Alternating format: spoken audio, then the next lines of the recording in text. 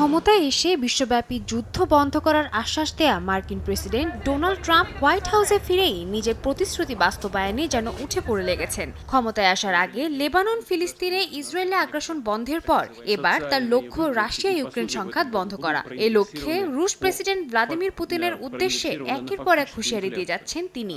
এবার ইউক্রেনের যুদ্ধ বন্ধ না করলে রাশিয়ার উপর উচ্চমাত্রায় কর, শুল্ক ও নিষেধাজ্ঞা আরোপের হুঁশিয়ারি দিয়েছেন তিনি। ট্রাম্পের সামাজিক যোগাযোগ মাধ্যম ট্রুথ সোশ্যালে এক পোস্টে এ কথা জানান তিনি।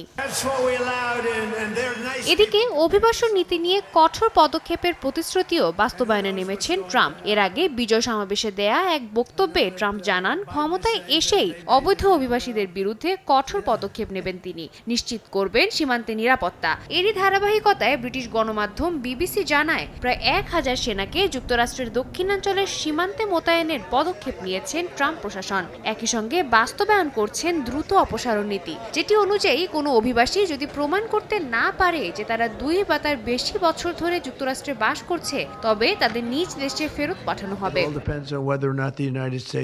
এছাড়া বৈচিত্র্য, সমতা এবং অন্তর্ভুক্তি বিষয়ক সংস্থাগুলোর কর্মকাণ্ডকে মার্কিন আইনের পরিপন্থী অভিযোগে সেখানে কর্মরত কর্মচারীদের দ্রুত ছুটিতে পাঠানোর নির্দেশ দিয়েছেন তিনি। ট্রাম্পের দাবি, জাতি বর্ণ নির্বিশেষে মেধার ভিত্তিতে তৈরি যুক্তরাষ্ট্র গড়ার পথে এই সংস্থাগুলো বাধাস্বরূপ। 31 জানুয়ারির মধ্যেই সংস্থাগুলোতে ছাঁটাইয়ের পাশাপাশি তাদের ওয়েবসাইটগুলো বন্ধেরও নির্দেশ দেন ট্রাম্প।